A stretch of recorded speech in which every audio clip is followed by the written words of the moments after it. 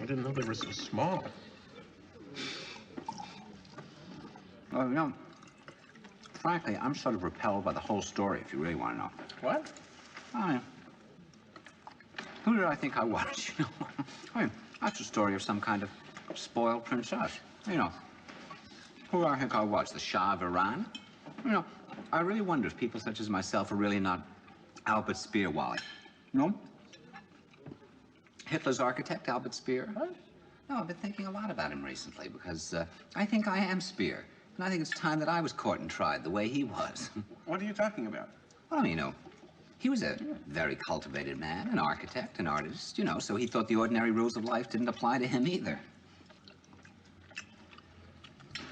I mean, I really feel that everything I've done is horrific. Just horrific. My God, but why? You see, I've seen a lot of death in the last few years, Wally, and there's one thing that's for sure about death. You do it alone, you see. That seems quite certain, you see. That I've seen. That the people around your bed mean nothing. Your reviews mean nothing. Whatever it is, you do it alone. And so the question is, when I get on my deathbed, what kind of a person am I going to be? And I'm just very dubious about the kind of person who would have lived his life those last few years the way I did. Well, why should you feel that way? You see, I've had a very rough time in the last few months, Wally. 3 different people in my family were in the hospital at the same time. Then my mother died.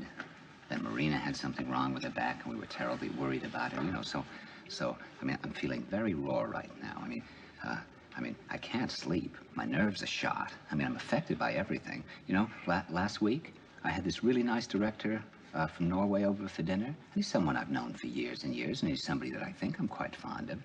And I was sitting there just thinking that he was a pompous, defensive, conservative stuffed shirt who was only interested in the theater, you know, just talking and talking. You know, his mother had been a famous Norwegian comedian. I realized he had said, "I remember my mother," at least 400 times during the evening, and he was telling story after story about his mother, you know. I'd heard these stories 20 times in the past. He was drinking this whole bottle of bourbon very quietly. His laugh was so horrible, you know. I could hear his laugh. The pain in that laugh, the hollowness, you know, what being that woman's son had done to him, you know, so at a certain point, I just had to ask him to leave nicely, you know. I told him I had to get up early the next morning because it was so horrible. It was just as if he had died in my living room. And then, you know, then I went into the bathroom and cried because I felt I'd lost a friend. And then after he'd gone, I turned the television on, and there was this guy who just won the something, you know, some sports event, some kind of great big check and some kind of huge silver bottle. And you know, he couldn't stuff the check in the bottle, and he put the bottle in front of his nose and pretended it was his face. You know, he wasn't really listening to the guy who was interviewing him, but he was smiling malevolently at his friends. And I looked at that guy, and I thought, what a horrible, empty, manipulative rat. Then I thought, that guy is me. Then last night, actually, you know, it was our 20th wedding anniversary. I took Chiquita to see the show about Billie Holiday, and I looked at these show business people who know nothing about Billie Holiday. Nothing, you see, are really kind of, in a way, intellectual creeps. And I suddenly had this feeling, I mean, you know, I was just sitting there crying through most of the show. I suddenly had this feeling I was just as creepy as they were. And then my whole life had been a sham. And I didn't have the guts to be Billie Holiday either. I mean, I really feel that I'm just washed up, wiped out. I feel I've just squandered my life. Andre, now, how can you say something like that? I mean...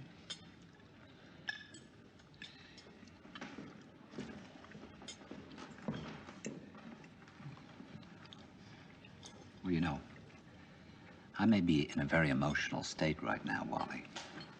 But since I've come back home, I've just been finding the world we're living in more and more upsetting. I mean, last week I went down to the public theater one afternoon. You know, when I walked in, I said hello to everybody because I know them all and they all know me. They're always very friendly. You know that 7 or 8 people told me how wonderful I looked? And then one person, a woman who runs the casting office said, "Gee, you look horrible. Is something wrong?" Now she, you know, we started talking. Of course, I started telling her things. And she suddenly burst into tears because an aunt of hers, who's 80, whom she's very fond of, went into the hospital for a cataract, which was solved. But the nurse was so sloppy, she didn't put the bed rails up, and so the aunt fell out of bed and is now a complete cripple. So, you know, we were talking about hospitals. Now, you know, this woman, because of who she is, you know, because this had happened to her very, very recently, she could see me with complete clarity. She didn't know anything about what I've been going through. But the other people, what they saw was this tan or this shirt or the fact that the shirt goes well with the tan. So they said, gee, you look wonderful. Now they're living in an insane dream world. They're not looking. That seems very strange to me. Right. Because they just didn't see anything somehow, except the few little things that they wanted to see. Yeah, you know, it's like what happened just before my mother died. You know, we'd gone to the hospital to see my mother, and I went in to see her. And I saw this woman who looked as bad as any survivor of Auschwitz or Dachau. And I was out in the hall, sort of comforting my father, when a doctor, who was a specialist in a problem that she had with her arm, went into her room and came out just beaming. And he said, boy, don't we have a lot of reason to feel great. Isn't it wonderful how she's coming along? Now, all he saw was the arm. That's all he saw. Now, here's another person who's existing in a dream, who on top of that is a kind of butcher, who's committing a kind of familial murder, because when he comes out of that room, he psychically kills us by taking us into a dream world where we become confused and frightened. Because the moment before, we saw somebody who already looked dead, and now here comes a specialist who tells us they're in wonderful shape. I mean, they were literally driving my father crazy. I mean, here's an 82-year-old man who's very emotional. And, if you go in one moment and you see the person's dying and you don't want them to die, and then a doctor comes out 5 minutes later and tells you they're in wonderful shape, I mean, you can go crazy. Yeah, I know what you mean. I mean, the doctor didn't see my mother. People at the public theater didn't see me. I mean, we're just walking around in some kind of fog. I think we're all in a trance.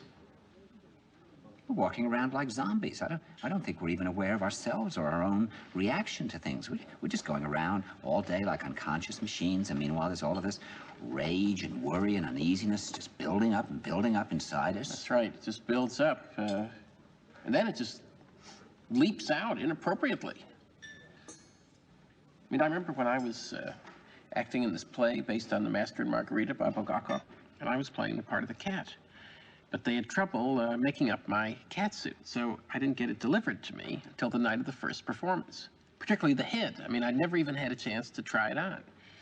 And about 4 of my fellow actors actually came up to me, and they said these things, which I just couldn't help thinking were attempts to destroy me. One of them said, oh, well, now, that head will totally change your hearing in the performance. You may hear everything completely differently, and it may be very upsetting. Now, I was once in a performance where I was wearing earmuffs, and I couldn't hear anything anybody said. And then another one said, oh, whenever I wear even a hat on stage, I tend to faint. I mean, those remarks were just full of hostility. Because, I mean, if I'd listened to those people, I would have gone out there on stage, I wouldn't have been able to hear anything, and I would have fainted. But the hostility was completely inappropriate, because, in fact, those people liked me. I mean, that hostility was just some feeling that was left over from some previous experience. Because somehow in our social existence today, we're only allowed to express our feelings weirdly and indirectly. If you express them directly, everybody goes crazy. Well, did you express your feelings about what those people said to you? No. I mean, I didn't even know what I felt till I thought about it later. And I mean, at the most, in a situation like that, even if I had known what I felt, I might say something if I'm really annoyed, like, oh yeah, well, that's just fascinating. And I probably will faint tonight, just as you did. I do just the same thing myself. We can't be direct, so we end up saying the weirdest things. I mean, I remember a night, it was a couple of weeks after my mother died, and I was in pretty bad shape, and I had dinner with 3 relatively close friends, 2 of whom had known my mother quite well, and all 3 of whom had known me for years. You know that we went through that entire evening without my being able to, for a moment, get anywhere near it, Not that I wanted to sit and have this dreary evening, which I was talking about, all this pain that I was going through and everything. Really, not at all, but the fact that nobody could say, gee, what a shame about your mother, or how are you feeling? It was just as if nothing had happened. They were all making these jokes and laughing. I got quite crazy, as a matter of fact. You know, one of these people mentioned a certain man whom I don't like very much, and I started screeching about how he'd just been found in the Bronx River and his penis had dropped off from gonorrhea and all kinds of insane things. Later, when I got home, I realized I'd just been desperate to break through this ice. Yep. I mean, do you realize, Wally, if you brought that situation into a Tibetan home, that'd be just so far out. I mean, they wouldn't be able to understand it. I mean, that'd be simply so weird, Wally.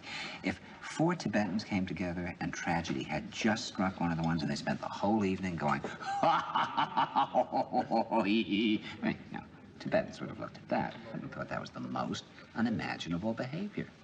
But for us, that's common behavior. I mean, really, the Africans would have probably put their spears into all 4 of us because it would have driven them crazy. They would have thought we were dangerous animals or something like that. I mean, that's absolutely abnormal behavior. Is everything all right, gentlemen? Great.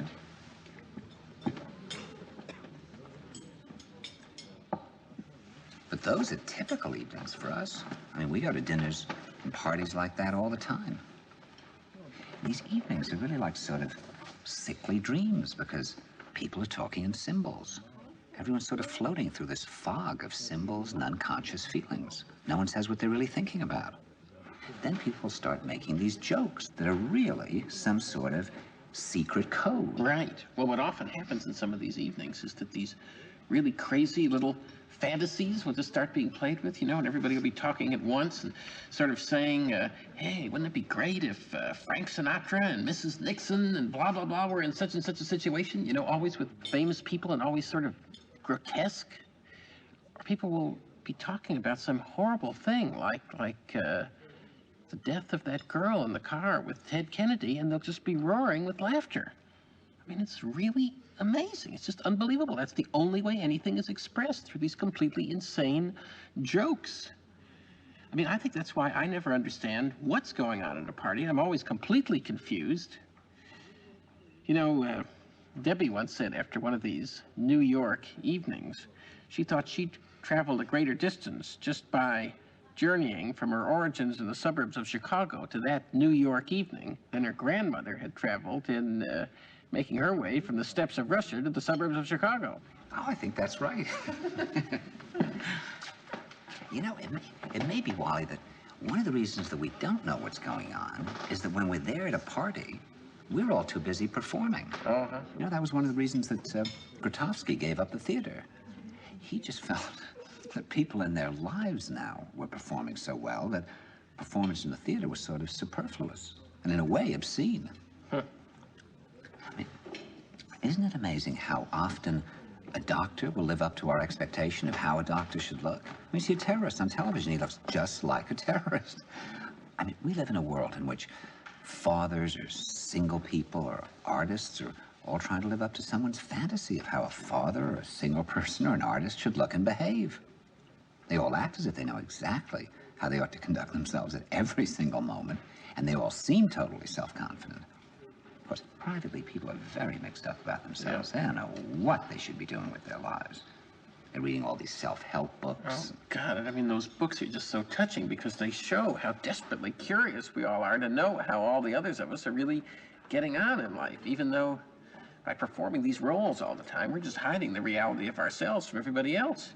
I mean, we live in such ludicrous ignorance of each other. I mean, we usually don't know the things we'd like to know, even about our supposedly closest friends. I mean, you know, suppose you're going through some kind of hell in your own life. Well, you would love to know if your friends have experienced similar things, but we just don't dare to ask each other. No, it'd be like asking your friend to drop his role. I mean, we just put no value at all on perceiving reality. I mean, on the contrary, this incredible emphasis that we all place now on our so-called careers automatically makes perceiving reality a very low priority. Because if your life is organized around trying to be successful in a career, well, it just doesn't matter what you perceive or what you experience. You can really sort of shut your mind off for years ahead in a way. You can sort of turn on the automatic pilot.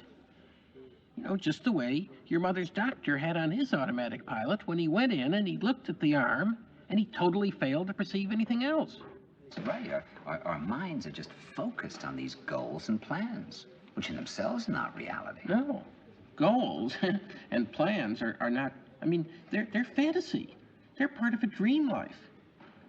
And I mean, you know, it always just does seem so ridiculous somehow that everybody has to have his little goal in life. I mean, it's so absurd in a way. I mean, when you consider that it doesn't matter which one it is. Right. And because people's concentration is on their goals, in their life they just live each moment by habit. Really like the Norwegian telling the same stories over and over again. Life becomes habitual. And it is today. I mean, very few things happen now, like that moment when Marlon Brando sent the Indian woman to accept the Oscar and everything went haywire. Things just very rarely go haywire now. And if you're just operating by habit, then you're not really living.